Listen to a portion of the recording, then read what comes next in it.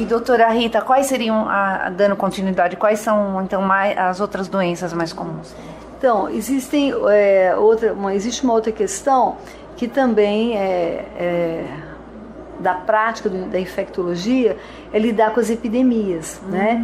Então, o infectologista, ou ele está cuidando de casos individuais, né, no consultório, seja público ou privado, né? Que são aqueles casos que eu falei que são casos mais difíceis, casos que não responderam a tratamentos inicialmente aplicados pelos outros médicos, né? Aí eles encaminham para o infectologista. Por exemplo, uma febre prolongada, uma pessoa que está com febre e ninguém descobre a causa, então vai para o infectologista, né? Pessoas com alguns quadros estranhos em que alguém pensa que pode ser uma doença infecciosa, vai para o infectologista, e muitas vezes é uma doença imunológica, não é infectológica, né? Então esses são casos individuais. O infectologista também, ele está muito presente junto, na frente, muitas vezes, das epidemias, né? Então, quando a gente tem grandes epidemias, né? Por exemplo, nós tivemos em 2009 epidemia de H1N1, né? Então, sempre que há uma epidemia de dengue, né? O infectologista, ele é requisitado para estar junto, apoiando, trabalhando, né? Junto com os demais, com os sanitaristas, enfrentando a epidemia de uma doença infecciosa. Quando que no caso da sua especialidade, enfim, desse grupo de médicos, como é que, a partir de que momento é considerado uma epidemia? Então, depende da doença, né? Então, a gente fala assim que as doenças, elas são, quando elas aparecem, elas acontecem, né? Num número esperado de casos, porque a gente tem um número esperado de casos, okay, né? Então a gente fala que ela é uma endemia. Então, endemia é aquele número de casos que estão dentro do previsto, ano a ano, né? Então a gente vai, aí ao lado do sanitarista, né? Ele vai acompanhando, o epidemiologista, ele acompanha ao longo dos anos, dos séculos, inclusive, né? A ocorrência das doenças, né? Quando essa doença sai do controle, ela muda muito o padrão dela de acontecimento, isso é uma epidemia, né?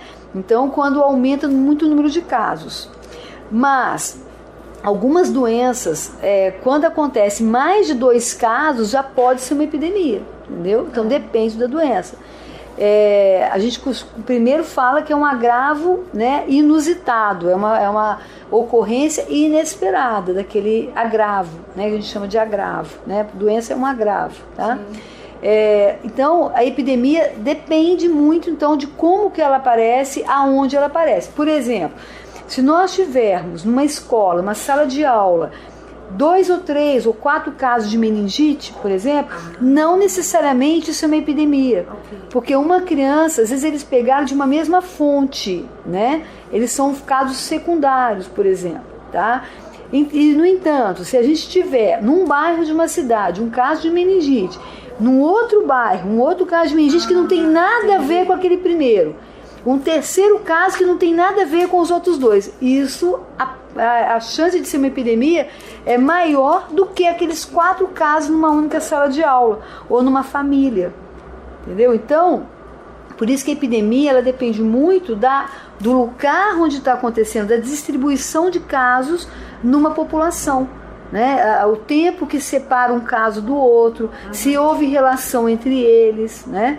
Então são vários aspectos que têm que ser analisados quando a gente está monitorando ou tentando reconhecer se é uma epidemia ou não. Já que a doutora tocou nesse assunto das meningites, como está a situação atualmente, se falando em Brasil?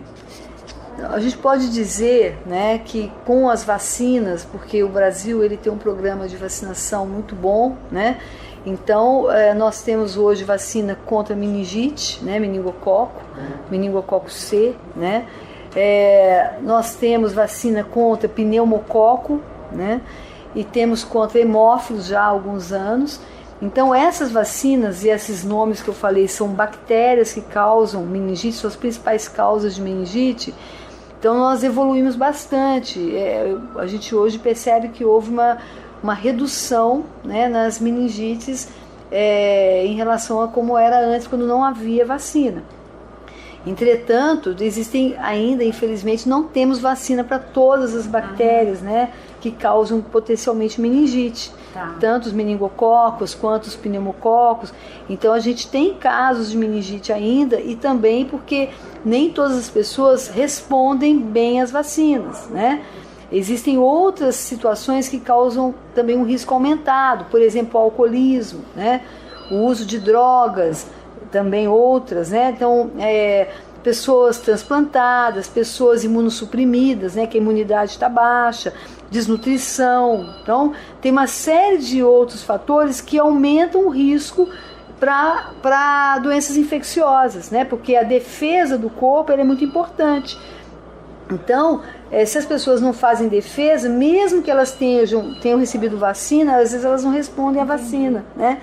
Então, ou seja, a gente continua tendo um risco, sempre vamos ter um risco de termos casos de meningite.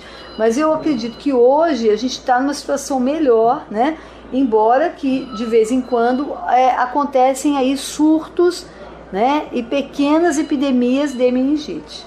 Mas, doutora, se é uma bactéria, como se pega essa bactéria? Onde que elas estão mais concentradas? Então, existem bactérias que elas já estão na gente, né? Então, ao nascermos, a gente adquire já algumas bactérias, e no contato, né, a gente vai adquirindo novas bactérias, e essas bactérias vão constituir o que a gente chamava de flora bacteriana, tá? Não é um nome muito apropriado, porque flora são vegetais, bactéria não é um vegetal, mas não tem um outro nome para falar isso melhor, né? Então, a nossa população de bactérias, né, é muito grande, né? E aí, de vez em quando, alguma bactéria que estava na garganta, ela pode invadir a corrente sanguínea, né? Ou pode invadir os seios da face, pode invadir o ouvido interno, né? E isso depois alcançar as meninges, que é o local onde acontece a meningite, né? Então, nós podemos então termos casos de meningite ou por bactérias que já estão morando na gente, ou adquirindo de outras pessoas, né? Como é que se adquire essas bactérias que causam meningite? Num contato íntimo, muito íntimo, tá? No caso do meningococo, a gente tem que ficar muito perto de alguém e receber diretamente a saliva dessa pessoa. Geralmente isso acontece nos comunicantes familiares, que dormem sob o mesmo teto, que beijam, né? Que abraçam, que dormem juntos, né? Ou em situações, por exemplo, de uma proximidade muito grande, um metrô lotado, por exemplo, um ônibus lotado em que uma pessoa está muito perto da outra, pode acontecer esse contágio, aí que a gente chama a palavra contágio, né? A bactéria sai de uma boca e vai para outra, numa quantidade de bactéria mínima suficiente para causar infecção. Porque se for uma quantidade muito pequenininha, o nosso organismo elimina aquela bactéria. Desde que ele esteja saudável também, Também, né? desde que ele esteja saudável, exatamente. Então, tem algumas bactérias que basta uma para causar uma infecção. Isso é muito raro, tá? O mais frequente é a gente precisar de uma quantidadezinha boa para desequilibrar o organismo, né? Essa é uma palavra importante, equilíbrio. O nosso organismo, ele tem que estar sempre, a gente tem que buscar sempre o equilíbrio interno, né?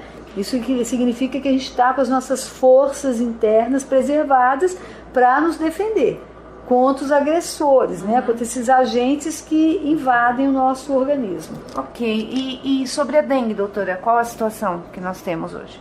Então, a dengue, ela, desde os anos 80, ela vem cada vez tomando conta do cenário, né? E hoje nós vivemos uma epidemia de dengue. Essa epidemia, ela tem momentos de maior gravidade, como aconteceu já ano passado e esse ano, né? Na época da dengue, que geralmente ela começa em janeiro, né, e vai até abril, maio, né, que é o auge da epidemia de dengue. Depois nós temos o período interepidêmico, em que há manutenção da doença, mas em níveis mais baixos, né? E o grande problema da dengue, que é uma doença viral, né? Então é um vírus, que é o vírus dengue. Nós temos 4 tipos de vírus dengue. E esse vírus, né, ele é transmitido pela picada de um mosquito, que é o Aedes aegypti, né? O Aedes aegypti. E infelizmente, né, quando a gente quando a gente pega um tipo diferente de vírus, né, nós podemos fazer uma resposta de imunidade, de defesa muito intensa. E isso leva a um dengue grave, tá? Ou nós temos pacientes, né, que são mais vulneráveis, por exemplo, criancinhas pequenas, gestantes, idosos, cardiopatas, pessoas que já têm uma doença crônica de base. Então essas pessoas, elas podem ter um dengue grave também. E quando eu falo dengue grave, é que pode levar à morte, né? Então essa é a grande preocupação no momento, né? Que na próxima epidemia a gente tenha muitos casos de morte. Porque esse ano, de 2014 para 2015, a gente já teve, né, no Brasil um número de casos de morte bem acima do que se esperava que tivesse, né? E aí a preocupação é que isso venha acontecer ainda com maior intensidade no próximo verão. Então, por isso, é muito importante agora todos os municípios, né, se prepararem, se preocuparem com esse problema e, mais ainda, a população evitar, né, manter criadouros de mosquito da dengue, porque essa é uma medida que pode mudar a história. Se cada um eliminasse seus criadouros, nós não teríamos epidemia de dengue, ou teríamos uma epidemia muito menos importante.